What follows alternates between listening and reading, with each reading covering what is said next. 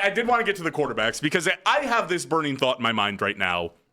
Well, I can tell you right now, Sorsby's not going to be a Cleveland Brown. I am very confident in the Browns sitting out the supplemental draft. He will not become a Cleveland Brown. And if you're wondering what I'm referencing, go on my social media, go on the station's social media. Well, Daryl, why just wait? Find Todd Monken somewhere and enjoy the 50 seconds of delicious honesty from Todd. We don't have to send him on a wild goose chase. I got it right here, Daryl. Oh, okay. Not at all. I mean, that's not even come across my desk. I don't think we're in a position to want to go down that road. That's my opinion. That's not Andrew's. And that I like the quarterbacks that we have. I think that's a slippery slope when you go down that, irrespective of talent, right? In terms of the situation he's put himself in. Like we all know what that is. He put himself in that situation. And we've seen in other sports with players that have been banned for life from playing in professional sports. I think that's a slippery slope to go down that road. Again, that's a question for Andrew and for management. But from my end of it, kind of a tough angle to go down that road and think that that's going to be your franchise quarterback if he's ever eligible to even play in the NFL. And here I was just trying to help the station get a few extra views and clicks.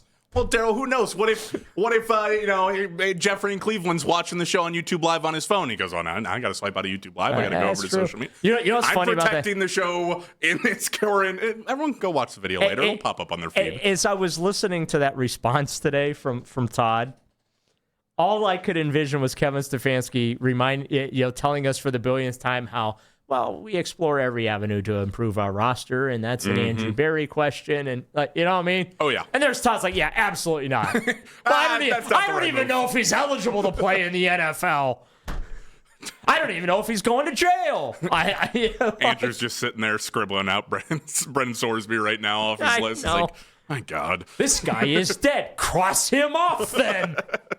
Yeah, it's not great. But, okay, so Brendan Sorsby's, I say probably under good account. You know what? I'm gonna go out on a limb here and say he's not going to be a Cleveland Brown. Yeah, and if he is, well, going to be the wrong coach to work with because he is not going to support all the hoops that you are jumping through right now. Todd Monken likes Dylan Gabriel more than he likes Brandon Sorsby. That's a statement, and it is one that is probably objectively true. Deshaun Watson. I actually said that with a straight face too. I'm proud of you. I tried to hold it together. Deshaun Watson, though. Daryl, I just have this a kind of burning idea that after you trade away Myles Garrett, we talked about it. It's probably a game or two off of our win projection, the way that we feel about it. Yeah, I've dropped from 7 to 9. Now I'm in the 5 to 7 range. So if we're sitting in that kind of range right now, does that not change things, not from Todd's perspective, but from the organizational perspective when you look at the quarterback? Like at this point, if I'm going to start Deshaun Watson, it was under the idea that you are the best quarterback on the roster. This team is dedicated to winning as many games as possible, trying to get back on the right track this year. And again, they're not tanking. They're not intentionally losing games, but objectively trading away Myles Garrett, even getting Jared Verse back, you've knowingly made your team worse in 2026. Yeah. At that point, I look at the quarterback spot and go, why am I in the business of trying to win as many games as possible when it comes to this position? I'm back to where I started, which is what I still want to see up to this very moment, which is probably just play Shedeur and figure out if you have anything. And if not, you now have extra capital to go get that quarterback in next year's draft. Yeah, maybe Shedeur helps you go get your franchise quarterback. Look, I've been very consistent in this, that my preference would be play Shedeur week 1, and let's see if this kid can do it. Let's see if this kid can be accountable for his preparation, learning the playbook, understanding it, all the things that's required off the field, right? Mm-hmm. To where it's, we're no longer having a conversation about Kevin Stefanski sabotaging, and I put the sabotaging in air quotes, right? That got thrown out there last year as an accusation, even though Kevin was meeting with him at 7 o'clock in the morning every morning to go over things with him, right? So I am of the belief that I would just find out if Shedeur can do this thing or not. I understand why the Browns are leaning the direction that they're leaning. Number one, you buy Shedeur a little extra time before you have to put him on the field. you get some of the tougher part of the schedule out of the way by starting Deshaun early.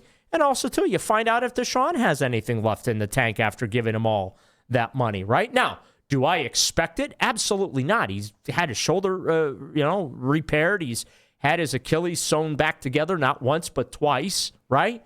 I have no expectation that Deshaun Watson's going to return to being a shadow of what he was while with the Houston Texans and the player that the Browns gave up 6 draft picks, including 3 first-rounders, and fully guaranteed $230 million for. I have no and here's the other thing. I don't think that's fair to have that expectation of Deshaun Watson, okay? I'm just being realistic about it. I think he's washed. I do. But we're going to find out, and I understand why they want to find that out. But that's the part I don't understand at this point. No, I do, because you made such a significant investment, and he did spend all the time rehabbing and working to get back. Let's give him credit for a minute, okay? No, absolutely. He could have easily pocketed the 230. He fought to get back on the practice field last year, and that's what happened. He fought to get back on the practice field. Mm-hmm. He fought for an opportunity to try and play last year. He could have easily said, thanks for the $46 million this year. We'll see you in 2026. So there is something to be said for that. And I want to be fair in that regard, okay? But I have no expectation that he's going to be worth anything. But they're going to find out. He's looked good in a couple of these practices. As we expect him to. As we expect him to. Let me see him do it with the defense on the field. Let me see how evasive and athletic he is when he's got guys that are actually allowed to hit him, okay? And we're not going to find that out unless he's in a game. So I understand why they're taking the path that they are. I disagree with it, but I get it. And again, I just see if Shedeur can do this thing. But part of it, too, is they want to make Shedeur earn the right to be the week 1 starter. And right now, he's a little behind in the quarterback competition. Now, that doesn't mean that, and if Deshaun wins it and Shedeur doesn't, that doesn't mean that Shedeur is a failure or a bust or anything like that. It just means maybe he's not ready. And that's okay. Remember, he was a 5th-round pick. Yep. No one had a first-round grade on this guy, no matter how many times Deshaun Sanders wanted to tell everyone in the national media that my kid's going to be a top 5 pick, and the national media lapped it up like water and ran with it, that it was gospel. And then after the draft, they're all of a sudden like, yeah, my sources are telling me that nobody in the league had a first-round grade on Shador Sanders, and that's why he fell to the 5th round. Oh, so now you tell everybody that. Because it's safe to do it now that he ended up being a 5th-round pick. Now you got to start, as an insider, telling everyone the truth. Yeah, because now you don't have to worry about ruffling Deion Sanders' feathers in Colorado. But this is, again, from a personal perspective on Deshaun. Listen, I do give Deshaun credit for going back out there, fighting through the injuries, getting back on the field, keeping his head down and just continuing to work while he's here. He was in the building, and as far as I know, did anybody even speak to Deshaun last year? Not on record. I didn't hear anybody speak to Deshaun last season, so it was all work and all business. No, he popped in the locker room a couple of times, and he was largely just kind of in his own little space, in his own little world, okay? Yeah. And that, fine. No problem. No problem at all. So from a personal perspective, I get it. But organizationally, again, figuring out what you have left in Deshaun, they said it with the trade of Miles. This is a transition into a new era of the Cleveland Browns. Well, Deshaun is a part of the old era, and Deshaun is not going to be a part of the new era. Yep. So why you need to see what you have left in him is where I get confused, right? Again, I understand where you're coming from. I just got done telling you, if I were in charge, Shador Sanders would be my week 1 starter. If I were in charge. If that was my decision to make, that's what I would do. But I understand why the Browns are doing what they're doing as far as making him earn that job. And if he doesn't ultimately earn it, why they're it would be Deshaun Watson. And what? Look, I have no illusion that Deshaun Watson, if he starts week 1, is going to be on the field for week 18 against the Bengals. None whatsoever. No, in fact, I can pretty much guarantee he probably won't be on the field. And that's not me being a hater. That's just me knowing Browns history, okay? They typically need 3 and 4 quarterbacks just to get through a 17-game schedule. Yeah, I would tell us the last couple of years.